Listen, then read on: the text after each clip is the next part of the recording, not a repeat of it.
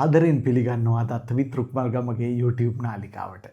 ඔබගේ පොත් නාලිකාව සාහිත්‍යයට ආදරය කරන ඔබ වෙනුවෙන් නිර්මාණය වෙච්ච මේ නාලිකාව හැමදෑම ඔබ වෙත අලුත් පොතක් අරගෙන එනවා. අද අපි ඉදිරිපත් කරන්න හදන පොතට සම්බන්ධිත ඒහා සමගාමීව යන කතාවක් මම අහලා තියෙනවා. මම ඒකෙන් පටන් ගන්නම්. දැනට කාලෙකට ඉස්සෙල්ලා ලංකාවේ ගුවන්විදුලිය පමණක් තියෙන කාලේ, රූපවාහිනී නැති කාලේ ලංකාවේ හිටියා අපූර්ව ගුවන්විදුලි නිවේදකයෙක්. ඔහුගේ නම ලලිත් එස් මෛත්‍රීපාල. ලලිත් එස් මෛත්‍රීපාල මහත්තයාගේ කටහඬ කොතරම් මිහිරිද කියනවා නම් ඔහුගේ කටහඬ පමණක් අහපු කාන්තාවන් ඔහුට විවාහ යෝජනා ඉදිරිපත් කරලා තියෙනවා. කටහඬෙන් දැකලා අහලා කටහඬට පෙම්බැන්ද කාන්තාවෝ ඒ කාලේ ලංකාවේ ඉඳලා තියෙනවා. මං හිතන්නේ අදත් ඒ වගේ අය ඉන්නවා. එහෙම එක්කෙනෙක් අපිට පොතකදී හම්බු වෙනවා. එයා හම්බු වෙන්නේ නිවේදකයෙක් හැටියට නෙවෙයි, ලේඛකයෙක් හැටියට. තමුන් ලියන තීරු ලිපියකට පෙම්බැන්ද, තමුන් ලිව්ව නවකතාවකට පෙම්බැන්ද ධනවත් කාන්තාවක් පිළිබඳව අපි නවකතාවකින් මෑතකදී කියෙව්වා. මං අහපු විචාරයක මේ පොත පිළිබඳව කරපු අහලා තිබ්බ දෙයක් තමයි එහෙම වෙන්න පුළුවන්ද. මං හිතන්නේ ප්‍රේමය කියන එක, ආදරය කියන එක එහෙම වෙන්න පුළුවන් කියලා. මේ විෂයේදී ಜಾති ආගම්, කුල මල, දුප්පත් පොහොසත් ભેද කොහොමටවත්ම සැලකෙන්නේ නැහැ.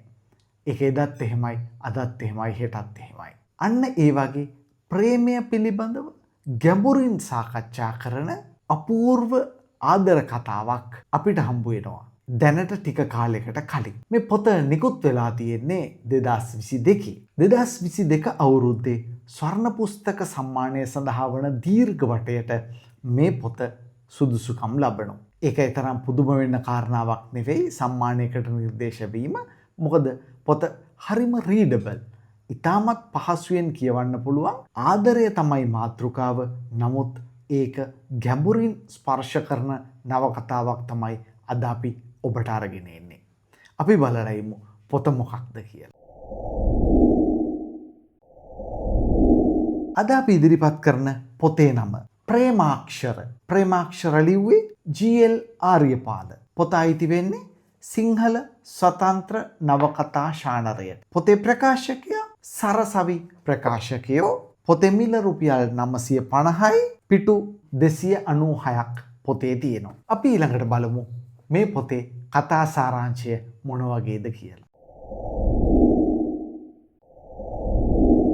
පොතේ අපිට හම්බ වෙන්නේ පුවත්පත් කලාවේදියෙක් සහ ලේඛකයෙක්. ඔහු ආදරය ගැන අපූර්ව රචනා ලියන්නෙක්. ඔහුගේ රචනාවලට පෙම්බදින තරුණ ගැහැණු ළමයෙක්. ඒ තරුණ ගැහැණු ළමයාගේ ගෙදරට සිංහල පත්තර ගන්නේ නැහැ. ඉංග්‍රීසි පත්තර ගන්නේ. නමුත් තාත්තා තමුන්ගේ ආයතනයේ තියෙන රැකියාවකට පුරප්පාඩුවක් සඳහා සිංහල පත්තරයක දැන්වීමක් දානවා. අන්න ඒ සිංහල පත්තරේ ගෙදරට ගෙන ආපු වෙලාවක මේ ගෙදර ඉන්න ගෑනු දරුවා මේ ලිපිය දකිනවා. එදායින් පස්සේ ඒ ගෙදරට ඒ පත්තරේ ගන්නවා. අන්න එහෙම තමයි මේ ලේඛකයාට පෙම්බඳින්න මේ ගෑනු ළමයා පටන් ගන්නෙ. එතනින් පටන් ගන්න ප්‍රේම කතාව හුඟක් ඈතට යනවා. හැබැයි එක විශේෂයක් එක්ක. ජී.එල්. ආර්යපාල ලියපු මේ පොතේ මම දැක්ක විශේෂ ලක්ෂණයක් තමයි මේ පොතේ පර්ෆෙක්ට් චරිත නැහැ. හැම චරිතයකම අඩුපාඩු සහිතව තමයි චරිත නිර්මාණය කරලා තියෙන්නේ. පොතේ ප්‍රධාන චරිතය ඔහුගේ ක්‍රියාකාරකම් අඩුපාඩු සහිතව නිර්මාණය වෙනවා. ඔහුගේ පෙම්වතිය බිරිඳ අඩුපාඩු සහිතව නිර්මාණය වෙනවා. අවශේෂ චරිත හැම එකක්මත් ඒ විදියට තමයි නිර්මාණය වෙන්නේ. කවුරුවත්ම 100% අංග සම්පූර්ණ චරිතවලින් සුදු චරිතවලින් නිර්මාණය නොකරපු පොතක් තමයි ප්‍රේමාක්ෂර කියලා කියන්නේ. සාමාන්‍යයෙන් අපි ප්‍රේම කතාවක් කිව්වහම ගෑනු ළමයෙක් පිරිමි ළමයෙක් හම්බ වෙලා ඔවුන්ගේ ආදරය බාධක මැද ගලාගෙන ගිහිල්ලා ඔවුන් දෙදෙනා විවාහ වෙලා හෝවෙන් වෙලා අවසන් වෙනවා. හැබැයි ප්‍රේමාක්ෂර ඊට වැඩිය වෙනස් විදිහේ ගලා යාමක් පෙන්වන නවකතාවක්. අපි ආදරය කියලා විශ්වාස කරන්නේ සැබෑවක්ද? අපි ගොඩනගාගත් මතකයන් ඇත්තටම සිද්ධ වෙච්ච දේවල්ද? මිනිහෙකුගේ හදවත තුල රැඳිලා තියෙන රහස් කොතරම්ම ගැඹුරුද? මෙන්න මේ කාරණා තමයි ප්‍රේමාක්ෂර පොතේ සාකච්ඡාවට මඳුන් වෙන්නේ. ඒ වගේම මේ ආදර කතාවෙත් මොනතරම් ප්‍රේමණීය වුණත් එහි බිඳවැටීම් ලක්ෂණ පෙන්눔 කරනවා. ඒ බිඳවැටීම් හමුවේ මොනතරම් දුරට මේ චරිත ඔවුන්ගේ චරිතවලට සාධාරණයක් ඉෂ්ට කරනවද කියන එක තමයි අපි පාඨකයෝ හැටියට දකින්නේ. මොනතරම් ප්‍රේමයෙන් බැඳුනත් එකම එක සිදුවීමක් නිසා මේ ආදරයට ප්‍රශ්නයක් මතුවෙනවා. ඒ ප්‍රශ්නේ ඇත්තටම මතුවෙන ප්‍රශ්නයක්ද? එහෙම නැත්නම් සත්‍යය හෙළි කිරීමට තියෙන දුෂ්කරතාව නිසා ඇතිවෙච්ච ගැටුමක ප්‍රතිඵලයක්ද? අන්න ඒ විදිහට තමයි මේ පොත ගලාගෙන යන්නේ. පොතේ ඉන්න චරිත ආදරය කරනවා, වැරදි කරනවා, සැක කරනවා, වේදනාව විඳිනවා. මෙන්න මේ කාරණා 4 මතක තියාගෙන මේ පොත කියවන්න ඕනේ. ඒ වගේම තමයි ආදරය අහිමි වීමෙන් සිද්ධ වෙන මානසික වේදනාව පාඨකයාට දැනෙන අයුරින් ජී.එල්. ආරියපාල මේ පොත ඉදිරිපත් කරනවා. ඊටමත් සුමට බසකින් ලියලා තියෙන්නේ. ඒ කතාවේ තියෙන නිහඬ වේදනාවල්, අතීත මතකයන්ගේ බර සහ හදවතේ නොකියූ කතාවන්.